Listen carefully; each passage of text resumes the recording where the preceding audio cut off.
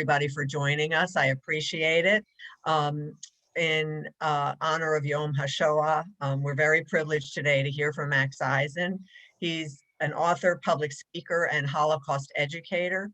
Born March 15th, 1929 in Czechoslovakia and liberated May 6, 1945 by the US 76th Tank Battalion known as the Black Panthers. Max published his memoir, By Chance Alone, a remarkable true story of courage and survival at Auschwitz, which was shortlisted for the RBC Taylor Prize in 2017. Max travels throughout Canada giving talks about his experience as a concentration camp survivor, and he's worked with the March of the Living and a broad range of other organizations in this field. From Max's large extended family, only 2 cousins returned. Max arrived in Quebec City on October 25th, 1949, and was sent to Toronto by the Canadian Jewish community. He married Ivy Kosman, with whom he has 2 children, 2 grandchildren, and 3 great-grandchildren. So Max, thank you very much for joining us, and we look forward to hearing your comments. Well, this is the first time, or actually this is the second year, because usually on Yom HaShoah, I would have been on a March of the Living for the last 25 years with adult groups from Toronto. And it's a moment of contemplation of what happened. And, when we go with adults to Poland to visit the camps, and it's sort of a shock to people to realize the premeditated murder that was that happened in continental Europe of Jewish people. I keep thinking of this morning at 11 o'clock in Israel, Yom HaZikaron, we would be in Israel. So I remember the sirens, 2 minutes of everybody comes to a standstill, and you sort of contemplate. And what the message of this siren is, I always keep thinking of a shofar that is trying to tell us something. We live in very difficult times today in Toronto. Anti-Semitism is so prevalent. And for us survivors, it is very difficult to understand that after 70 years in this country, we've been telling our stories, we've been educating people for all these years. I've been a speaker for 31 years. And how this poison has come out, and it's going right through the system. I heard several months ago, a late Lord Rabbi Jonathan Sachs, he said that anti-Semitism is a virus that survives by mutating. In the Middle Ages, they hated us because of our religion. In the 19th and 20th century, they hated us because of our race. Today, they hate us because of our nation state. So anti-Zionism is the new anti-Semitism. And we are in a real big battle here in schools, universities. I know the mayor of Toronto recently said, we are spending a lot of money on hate crime units. And he says, I don't know where this is coming from. Who is behind this? So this is the situation we have here. We're trying to educate our Jewish families here, teenagers and kids, how important it is. We need to make sure that this chain, this link, that every link in our Jewish life is very strong. We're trying, there's second generation, third generation are picking up the ball. We survivors who are in our 90s, our days are numbered somewhere, hopefully. I have a lot of work to do, but and we hope that they will pick up the torch and go with it.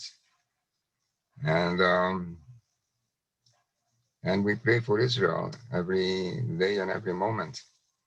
So The Shoah was a terrible, terrible thing.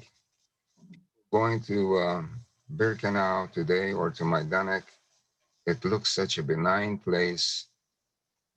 And they really have to know, and this is what I try to explain to them, what this place looked like 77, 80, some odd years ago. You need to hear it, you need to feel it, you need to smell it, you need to touch it. And so this is what we are occupied with every moment of the day. This is my 7th Zoom this week, and I have another one tomorrow. And mixed groups, Jews and non-Jews. And but the bottom line is that 50% of students in Canada and the public at large, they never heard the word Auschwitz. And this is absolutely amazing to me that we have worked so hard. We have different groups. We have Wiesenthal, B'nai B'rith, and so on and so forth. And I keep thinking how we need to become stronger to work for our cause. And I'm not sure just how this can happen. Perhaps you people may have some answers to this, because what we've been doing obviously has not been working.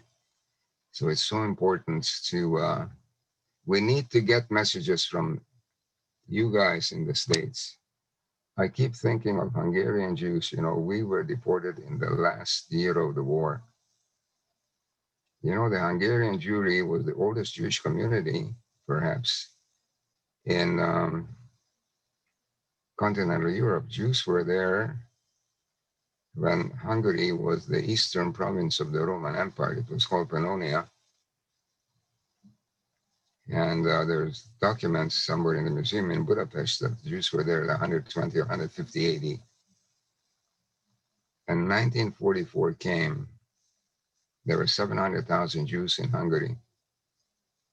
And we were picked up. And within 3 months, 450,000 Hungarian Jews were brutally gassed, including my family. So I live with seeing my mother walked off at the platform with her 3 children, my 2 younger brothers and a baby sister, my paternal grandparents and my aunt, to gas chamber and crematoria 2, where they were murdered by gas. And I just cannot forget this. I cannot get over this. How this kind of brutality could have happened in the so-called cultured old world of Europe. So never again must be never again. I think we need to pay a lot more attention to our youth. They have difficult times. I speak to students in grade 11, 12 before they hit university, how they need to be prepared to face. It's a whole new challenge. And I know what it feels like, because I can never get over when the Hungarians came in. I was 10 years old, and we Jewish kids were segregated in the back row of the classroom under the Hungarians. And this was supported by the Hungarian teachers, who were absolutely Jew haters. And so we have a big job ahead. We need to all read from the same book, sort of. I keep thinking of the Warsaw Ghetto. There were so many factions. And they realized that if they don't join up forces, they will not have much of a chance. And, the Warsaw Ghetto fought for almost 30 days. So I don't want to think of such epic endings, but, we need to be prepared, because we know how difficult students have, and even their professors and teachers are against them. So this is a whole new story here. There's a new movement just appeared in Toronto. It's called Revolutionary Students, and it's not a swastika that they have. They're against capitalism and Zionism. It's the hammer and sickle. And these are just springing up one after the other. And I keep thinking we are like with 10 fingers trying to plug all these holes in the dam. And so I'll leave you with that. Let's look forward. And I really miss going with the group. It was 2 years that we missed going on the March of the Living. And hopefully next year we'll be able to do that. And that would be a good thing. But in the meantime, we are being tested and we need to be very focused. I keep thinking of Viktor Frankl, who wrote this small book, Man's Search for Meaning. He was in Auschwitz I, and so was I. He was a professional psychiatrist. I was 15 years old. And I think of him every day, how I need to be focused. I don't have SS guards over my head, but there is this loss of freedom, and we need to come out stronger than before from this makkah. You know, I was thinking during the Seder, we are dipping our finger 10 times for the different makot, and I think I dipped it one extra time for this makkah that we are suffering now. So let's hope all the best. It was a pleasure meeting you all and seeing you all. And Leshana Haba B'Yerushalayim, as they say. All the best. Well, thank you very much on behalf of the Conference of Presidents, all our member organizations, everybody on this Zoom today, for your extremely, extremely moving comments. And we are all committed to fighting anti-Semitism in its old forms and its new forms, and amplifying our voices, as you so importantly suggest. So we take that charge seriously, and hopefully we'll take it forward. Thank you. Thank you. Thank you.